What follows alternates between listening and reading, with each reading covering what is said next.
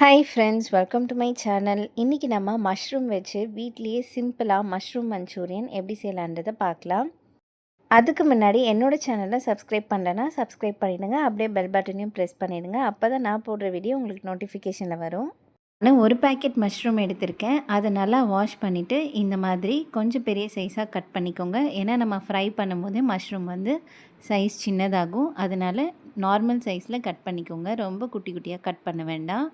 இப்போது நம்ம கட் பண்ணி வச்சுருக்க மஷ்ரூம் எல்லாம் ஒரு பவுலில் சேர்த்துட்டு 3 ஸ்பூன் மைதா சேர்த்துக்கோங்க. 2 ஸ்பூன் கார்ன்ஃப்ளவர் மாவு சேர்த்துக்கோங்க. காரத்துக்கு ஏற்ற மாதிரி ட்ரை சில்லி பவுடர் சேர்த்துக்கோங்க. தேவையான அளவுக்கு சால்ட் சேர்த்துக்கோங்க. இது எல்லாத்தையும் நல்லா மிக்ஸ் பண்ணிவிட்டு இஞ்சி பூண்டு பேஸ்ட் வேணும்னா பெப்பர் பவுடர் சேர்த்துக்கோங்க காரத்துக்கு ஏற்ற மாதிரி. லைட்டாக தண்ணி சேர்த்துட்டு மஷ்ரூமில் நல்லா கோட் ஆகிற அளவுக்கு நல்லா மிக்ஸ் பண்ணி ஒரு 10 மினிட்ஸ் அப்படியே விட்டுருங்க. ஜிஞ்சர் கார்லிக் பேஸ்ட் வந்து ஃபஸ்ட்டு போடாததுனால இப்போ ஒரு ஸ்பூன் அளவுக்கு போட்டு மிக்ஸ் பண்ணி வச்சாச்சு. மஷ்ரூம் வந்து ஃப்ரை பண்ணும் போது இந்த மாதிரி ஷாலோ ஃப்ரை பண்ணிங்கன்னா கொஞ்சம் நல்லாயிருக்கும். எண்ணெய் வந்து நிறைய இழுக்காமல் இருக்கும். இந்த மாதிரி ஒரு நான்ஸ்டிக் தவாவில் நல்லா போட்டு டாஸ் பண்ணி எடுத்துக்கிட்டிங்கனாலே போதும். அதே மாதிரி மஷ்ரூம் வந்து இந்த தவாவில் வைக்கும் போதே ஒன்று ஒன்றா தனித்தனியாக வச்சிங்கன்னா நம்மளுக்கு ஒட்டாமல் வந்துடும். இல்லை மொத்தமாக நம்ம போட்டுட்டோன்னா எல்லாமே ஒன்றோட ஒன்று ஒட்டிட்டு ஒரு மாதிரி இருக்கும். அதனால் தனித்தனியாக வச்சு ஃப்ரை பண்ணி எடுத்திங்கன்னா போதும். இந்த மாதிரி மஷ்ரூம் வறுக்கும் போதே நம்மளுக்கு சீக்கிரமாக ஒரு 5 to 10 மினிட்ஸ்லேயே எல்லாத்தையும் ஃப்ரை பண்ணி எடுத்துடலாம். அடுத்தது இப்போ ஒரு பாத்திரத்தில் கொஞ்சமாக எண்ணெய் சேர்த்துக்கோங்க.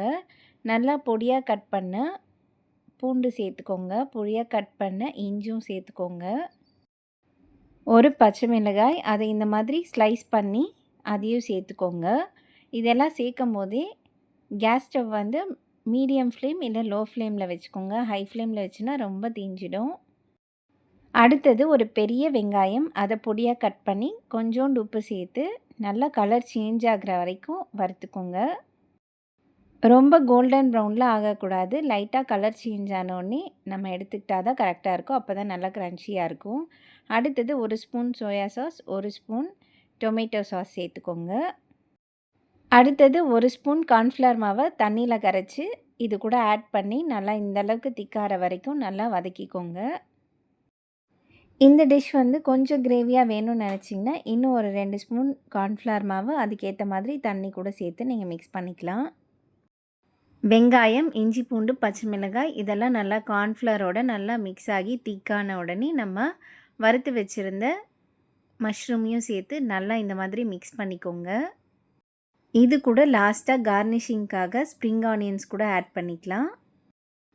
இல்லைன்னா கார்னிஷிங்காக ஒயிட் செசமி சீட்ஸ் கூட சேர்த்துக்கலாம், வெள்ளை எள்ளு. இந்த ரெசிபி வந்து நம்ம வீட்லேயே சிம்பிளாக கொஞ்ச நேரத்துலேயே செஞ்சு முடிச்சிடலாம். அதனால எல்லோரும் கண்டிப்பாக ட்ரை பண்ணி பாருங்கள்.